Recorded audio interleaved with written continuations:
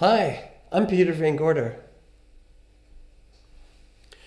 It is said that our life hinges on four main decisions that lead us to become what we are. A career that we choose, whom we marry, friends we make, and most important of all, what we believe in.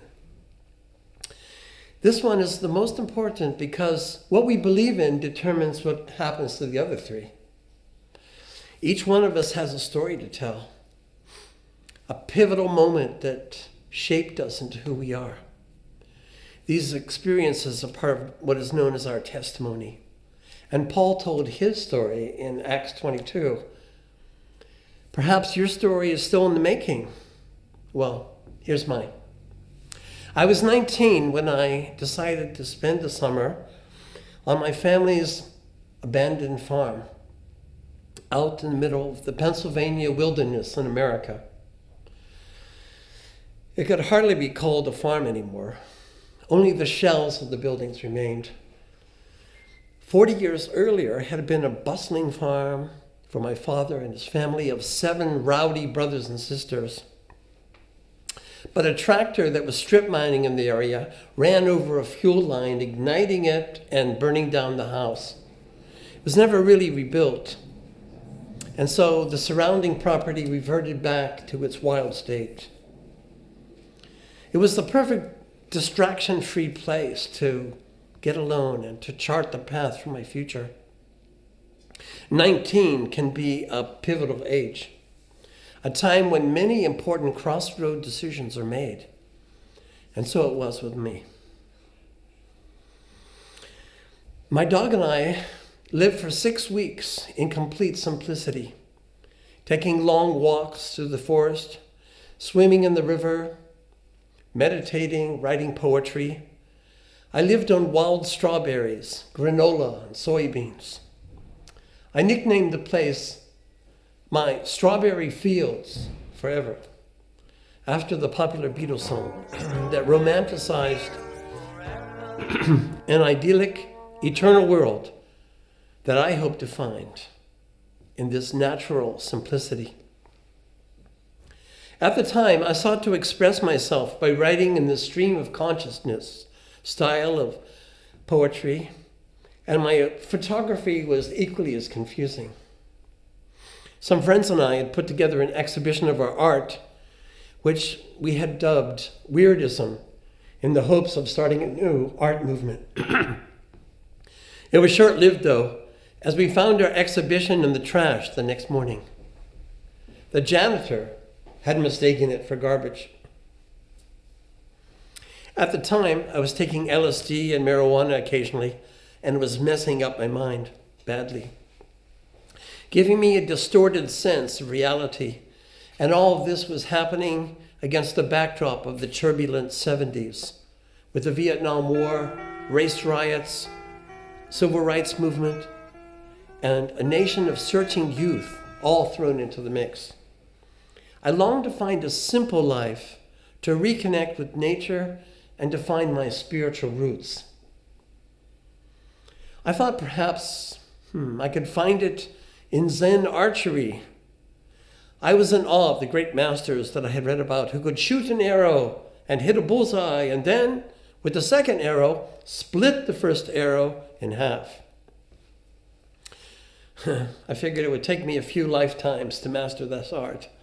I figured, because I kept on searching for the arrows and never hit the target. Now I knew why the masters were always pictured with long beards and bald heads. It took them that long to learn how to shoot straight. But I was in a hurry to find enlightenment. I longed for somewhere and a sense of community, rather than the heaven of nothingness that some creeds promised.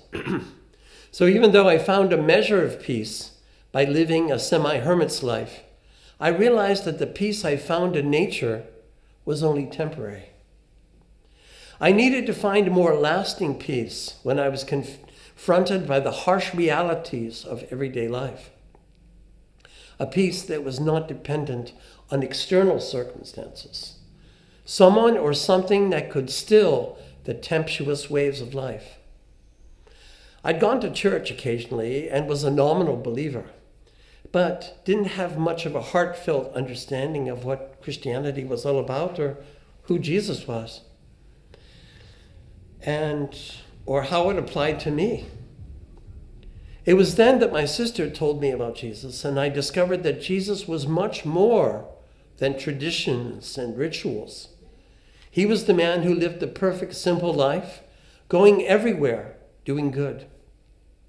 He not only talked about love, but he gave his life for it in the context of that time. He was the perfect flower child without the bummers of drugs and all the other hang-ups I'd experienced. I asked him into my heart, and a seed was sown that grew and grew as I watered it with the word, prayer, and sharing my faith with others. A few months later, while on vacation in Canada, I waded into a lake and cut my feet on the sharp rocks on the shallows. As I lay on the shore, trying to nurse my wounds, I looked up at the turquoise sky. Being on the verge of a life-changing decision, I wondered if this incident had some significance for me. So I asked God to speak to me about what had just happened. It came not in audible words, but via what the Bible calls a still, small voice to the heart. It said, jump in all the way or stay on the shore. But if you wade in, you'll get cut. I knew this meant that I was to go ahead and make my decision with boldness, doing what I knew to be right and not worrying about the consequences. I took the jump and decided to devote my life to serving God in many ways and in many lands. And here I am, some 45 years later, glad I did. Proverbs said, the Lord will be your confidence and will keep your foot from being caught all the days of your life. He has certainly done that for me many times. It was in Jesus that I found the peace of mind that I was looking for, not in running away from the world, but being in the world, yet not fully of the world. Sure, we sometimes need quiet and to get away from it all. Even Jesus had to leave the multitudes to get alone and talk with his Father. But we shouldn't forget that there is a world out there in need of that peace that we have received from him. That peace that passes all understanding. Looking back on the crossroads decisions, I can say, I have no regrets. Jesus is the truth, the way, and the life. He has led me to green pastures beside still, clear mountain waters. And I'd just like to end with an invitation to you from the book of Revelation. And the Spirit and the bride say, come. And let him that hears say, come. And let him that hears say, come. Then him there's a thirst, come. Whoever will, let him take the water of life freely. So who is Jesus? He is the bread that came down from heaven. He is the true vine, and we are his fruit. He is the way, the truth, and the life to show us the way. He is the light of the world. He is the resurrection and the life. And he gives us the water of life. Take a drink of Jesus and you'll never be thirsty.